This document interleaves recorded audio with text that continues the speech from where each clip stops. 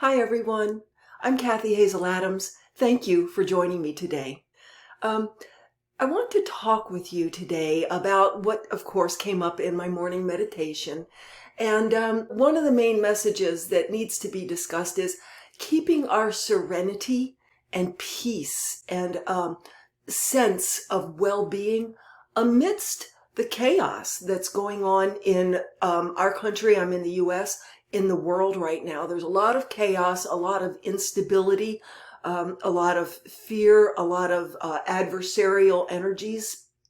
And it can be disturbing, and it can be disruptive and disconcerting, and it can make one feel fearful. You know, what's going to happen to me in my life? What's going to happen to my bank account? What's going to happen to my personal freedoms? All of those things. So today's talk covers a couple of things. I'll give you a little bit of a rundown. First of all, I'm definitely perceiving that we are, as a species, moving into that fourth dimension, fifth dimension state of being. It's real. It's living in a different place, and I'll talk a little bit more about that toward the end. Also, I definitely perceived in this morning's meditation a literal DNA shift, upgrade. Our species is upgrading, or just upgraded our DNA to be aligned with that higher vibrational consciousness. I'm going to share with you a little bit about our multidimensional nature, the nature of our consciousness, which is not local. I'll talk with you a little bit about that, because that comes very much into play as far as feeling serene and peaceful and safe amidst the chaos. And it comes into play in terms of feeling unity with others on the planet, even though they may have completely different, diametrically seemingly opposing views to your own. So how to feel unity and compassion amidst the evident polarity and adversarial oppositional stance that we see around us. I will touch on specifically the energetic role that Donald Trump is playing in all of this. Nothing political here. We're talking energies here. And so let's go ahead and talk about some of these things. So first of all, you've heard over and over that you are multidimensional, and you are, and that everything is one single consciousness. It is. The God consciousness is called source as well. It doesn't matter. It is the source. It is the fabric of everything. Nothing exists outside of consciousness. And Seth said this, no information, no idea exists outside of consciousness holding it. So everything is consciousness first, and it is the source consciousness that is literally the fabric of everything that we can perceive. It's all what I call idea energy. Everything you can perceive, everything you can conceive of, every world, every universe, every parallel reality, it's all held within universal consciousness, divine consciousness, God consciousness, source, whatever words you like. That's why Seth kept calling it all that is. There is nothing that is not God consciousness, expressing and experiencing itself through these infinite multiple perspectives and paths of experience. So we are all literally expressions of the God consciousness experiencing itself in a certain perspective, my perspective, your perspective, and pathway of experience that we follow. And the thing is, we are all of it simultaneously. We don't experience it that way. You and I are focused right now where we are, but we have our being in all points of consciousness in the universal infinite God consciousness, because that is what we are ultimately. And so, for instance, when we talk about channeling information and contacting other entities, etc., well, yes, there are other self-aware, focused personalities, entities, collectives, groups like Arcturians, Pleiadians. They're collectives of consciousness, of vibrational consciousness. They are us, and they keep saying that. We are you, you are us. Within your multidimensional consciousness, in the all of you, there's a part of you that is Arcturian. There's a part of your consciousness that is Pleiadian. There's a part of you that is Ascended Master. You are all of it at once. I know that that's a hard idea to get your head around. So let me put it this way. Consciousness is non-local. Your consciousness, you think it's directed right here through this body and these eyeballs and what you're experiencing. But your consciousness is actually everywhere. You just have the beam of your consciousness focused through Joe or Debbie or Kathy.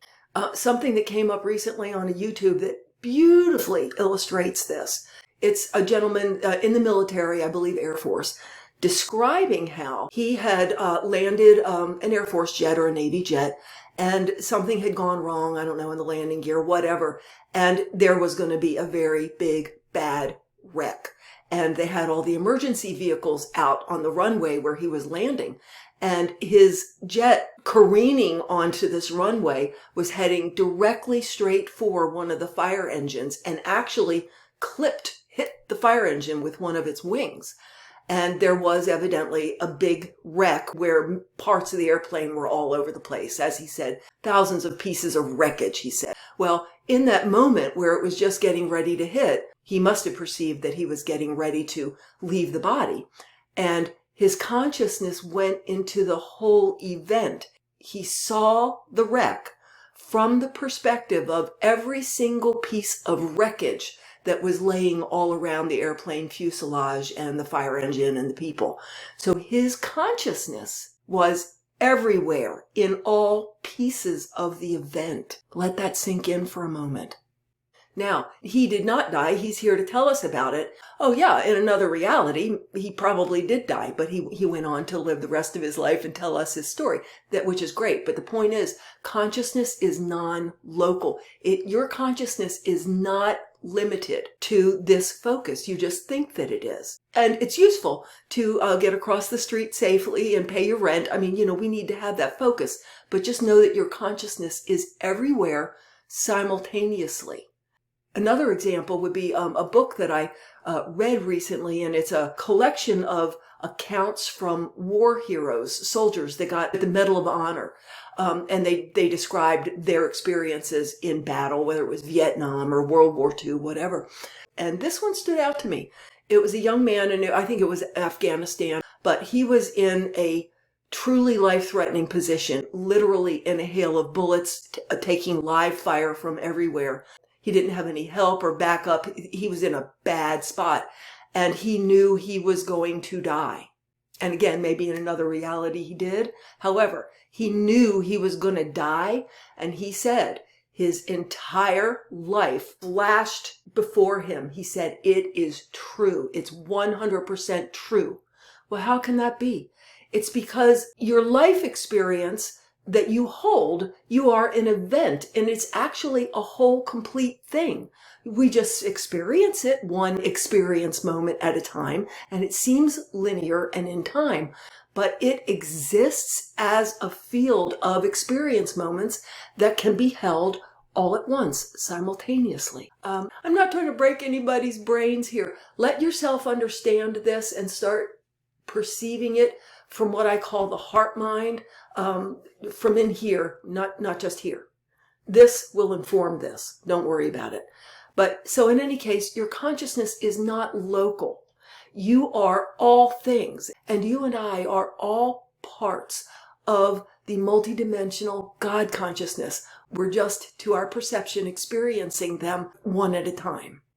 But it's all experience moments that are held in a simultaneous, infinite now, present, and any of them can be visited, which is why people can time travel and go to other dimensions and go to other parallel realities. And that's why, because it's all there to be accessed when we know that we can and when we're ready for it.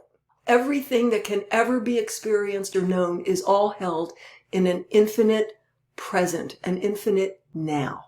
As far as the unity with others, even in the face of the polarity. So the thing is, there's a wonderful line in the attunements from Paul Selig's guides that says, I am word through all that I see before me.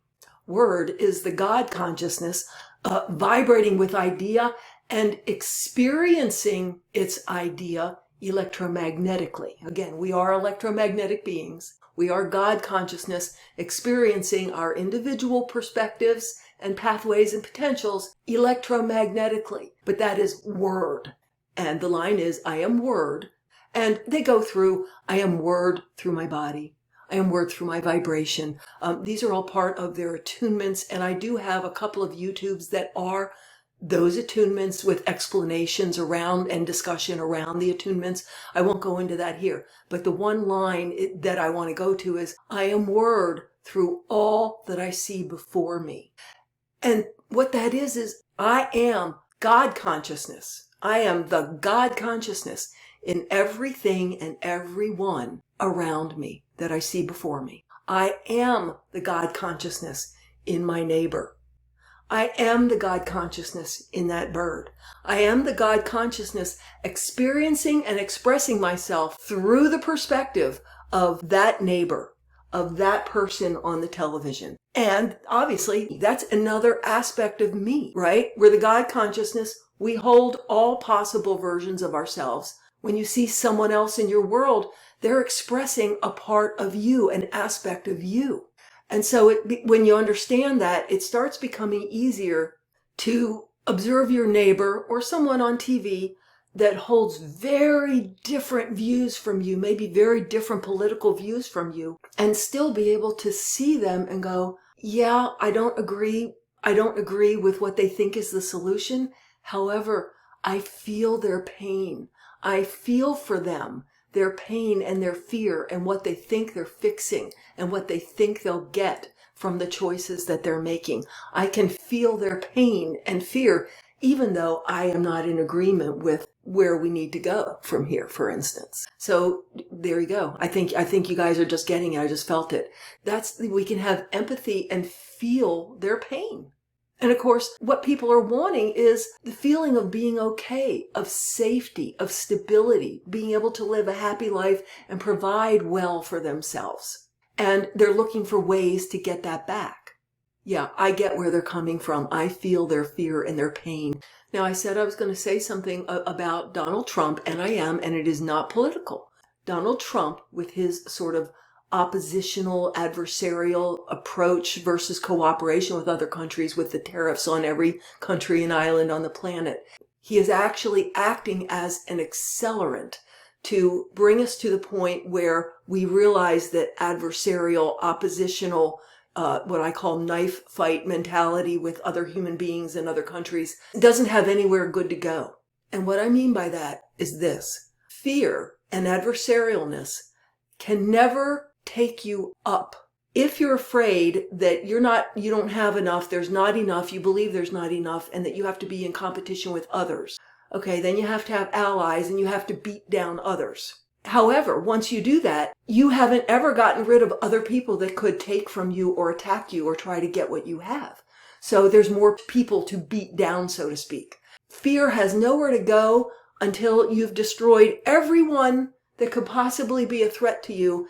And so there you are, sitting on your mountaintop, I don't know, in your castle with your gold, and everybody is dead because you've gotten rid of all the threats. Do you see what I mean? Fear doesn't lead to blossoming and growth. It leads to clamping down, getting rid of, until you've ultimately destroyed everything but yourself. And then there you are all alone, if that makes sense.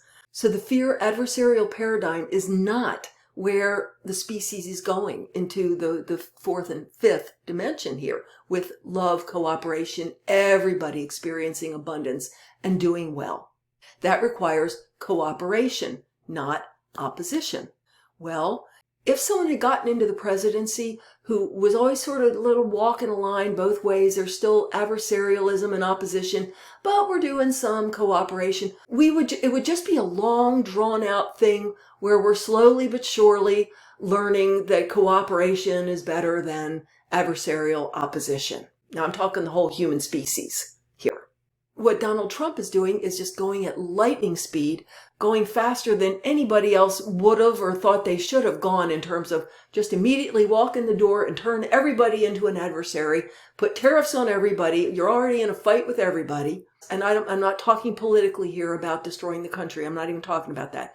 Energetically, he's taking us right into what adversarial, oppositional, and energy is. so that we can see how it works for us, see how it feels, and make choices about it. That's the only way I can put it. He's accelerating the process so we as a species are able to let go of the old adversarial opposition, lack, competition paradigm and go into the abundance for all, positive energy, upholding, uplifting everybody, support for everybody. So he's acting as an accelerant. So our learning this is not going to be some slow drip where we're still operating in the old paradigm, but slowly over eons we get there. No, we're ready to be there. And so he's taking us at a very fast rate into full-blown adversarial opposition, lack, competition, that knife fight mentality. He's taking us there, boom, just like that, so that we are then free to make choices and go right in very quickly to the ascended unity, love, cooperation, abundance for all, well-being for all, lifting all boats paradigm. So as I said, starting out here today, I am literally seeing this consciousness of the species has moved into the fourth dimension, which is idea energy, the energies and ideas behind the physical reality that we perceive. We're moving into where that is starting to be first in our experience, and physical reality a play out of that, versus physical reality first. And oh yeah, we know that somewhere up there is the energetic ideas, but we just know they're there. We don't really see them. No, we're moving to where, no, we do really directly perceive them. And we see the play out in the physical, which is shifting out of 3D into 5D. So as a species, we're moving into that 4D awareness first of the idea energy of everything that we see. I perceived that there is a corresponding DNA shift that we're all in right now. We're literally shifting into a new version of our DNA where additional strands that are non-physical or sort of other dimensional strands are activated, which of course helps us or mirrors us going into consciousness that is not just physical, but is very aware at that energetic idea level.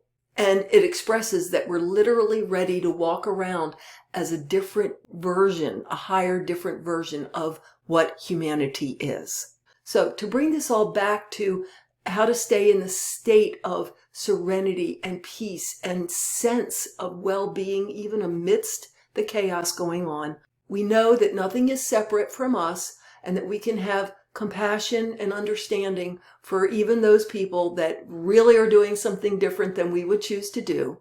We can love and hold them in compassion for their pain and fear. We can know that we are literally shifted into the fourth and going into the fifth dimension, and that these sputterings that you see of chaos and adversarialness are literally the sputterings of almost like a candle or a bulb going out.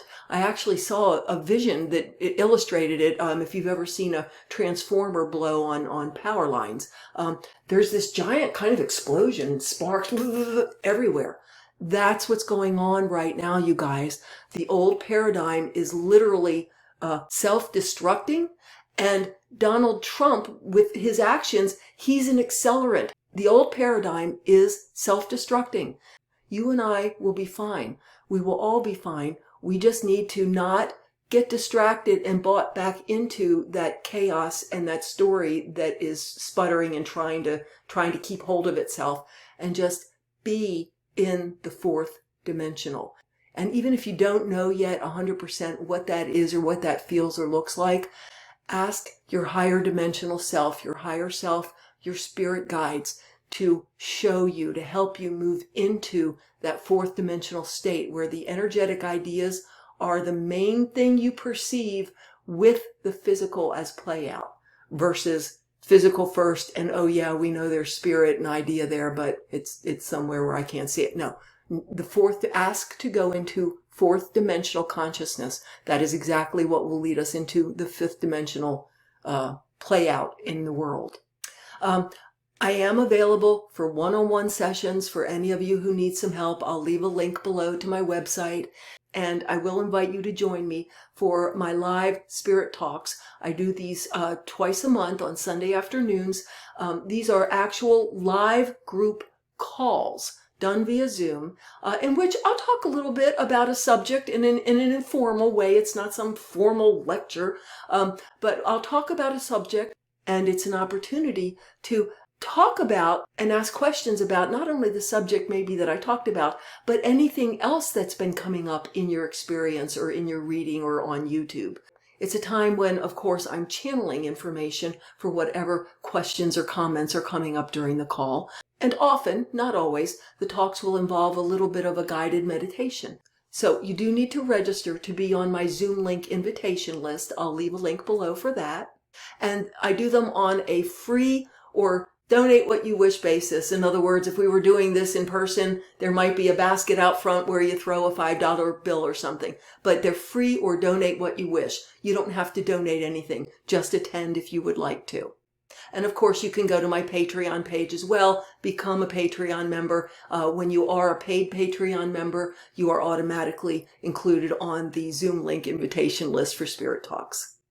So I hope something I said today will be helpful to you in your own expansion and ascension. If you like the video, please remember to click like, subscribe, leave comments and questions, share it with your friends. And I look forward to seeing you next time. Blessings.